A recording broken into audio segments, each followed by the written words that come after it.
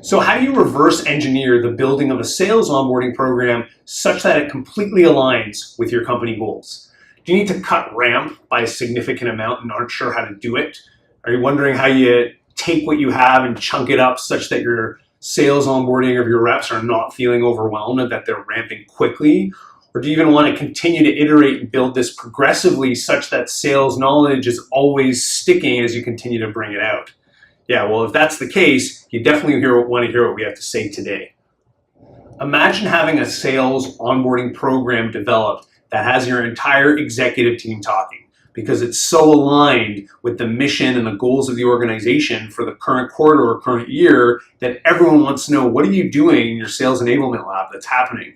Imagine having a simple onboarding program where you can very quickly plug training into any different program and be able to change things on the fly, but that ultimately leads to your reps hitting the milestones they need to be hitting in a consistent fashion, and that you can always build these types of programs in under an hour. A real quick story, and unfortunately this is not a good one. It's actually a sad story. It's a sales enablement professional I know from my network who has got great experience, but after 90 days of starting a new role, that professional was actually let go. Now, why does someone get let go that quickly?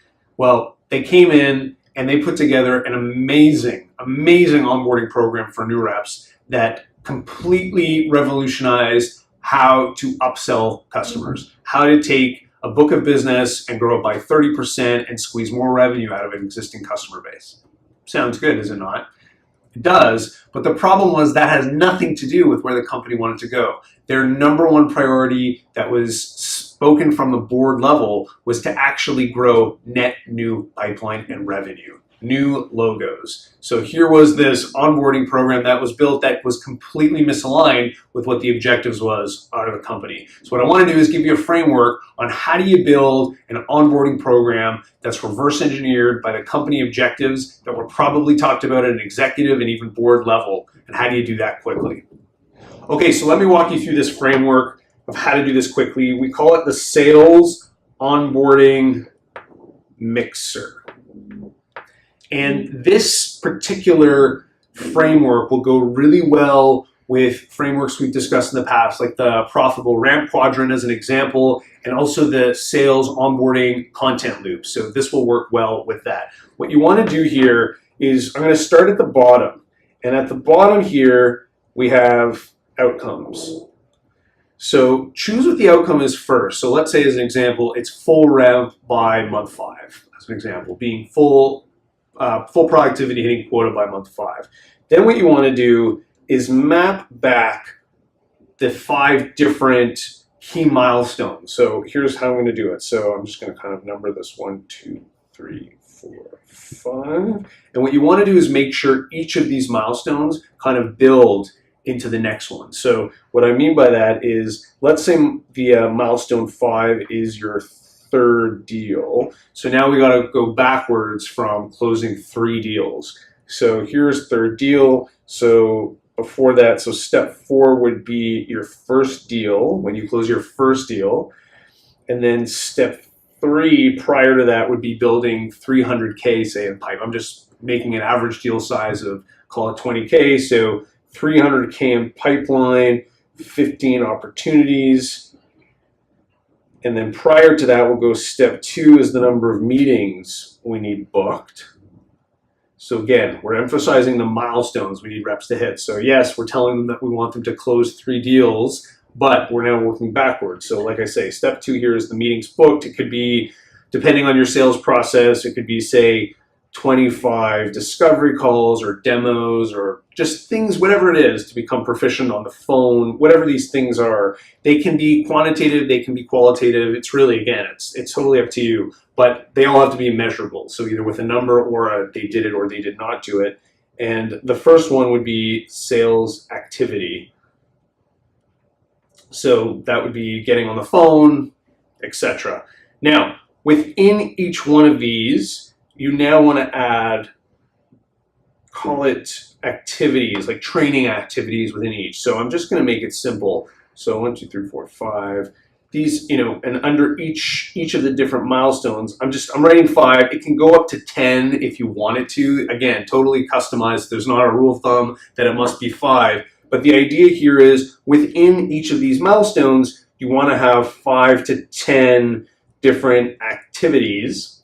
And those could be things like reading a case study. It could be listening to a call recording. It could be speaking to a product leader about how you want to do a demo, whatever it is. We can give you a variety of suggestions on how to do it. Beginning coaching activities. It's the sky's the limit of what you add within it.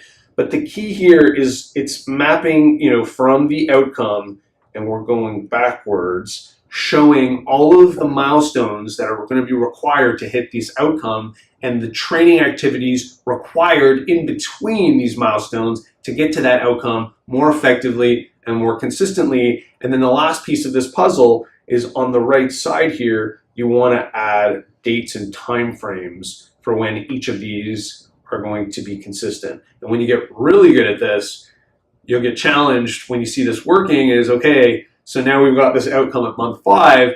How can we, what areas, which just different milestones can we start to squeeze such that we can get to the outcome faster? And that's where some of the magic comes in terms of actually tracking these things and having insights to pull all this together quickly. Now, it's always better to start off with some type of skeleton or framework than starting from scratch. But when it comes to onboarding, you really want the skeleton to be based on some of the milestones that people need to hit in order to achieve the outcome. You can't just have an outcome alone. You want to have the milestone mapped to the different timelines of training that are required to ultimately drive to that outcome. And then the scheduling of these things will become completely obvious as you move through it.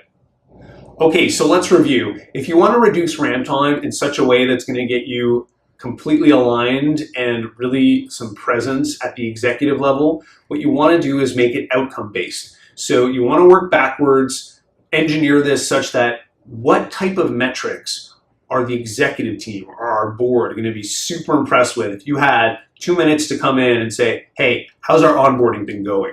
You want to be able to come in and say, here's the outcome. This is what we've done. Start with that. And if then they send how, well, how did you do that? You want to say, well, we worked backwards. We showed these 5 milestones and then put the training in between each of those milestones such that we ultimately got to the outcome. And by the way, Mr. President, Mr. Board, Mr. Executive Team, we're actually analyzing this current onboarding program to even take it a step further to get the outcome at 5 months to 4 months. Start doing that and you will definitely be impressed in getting sales enablement a seat at the executive table.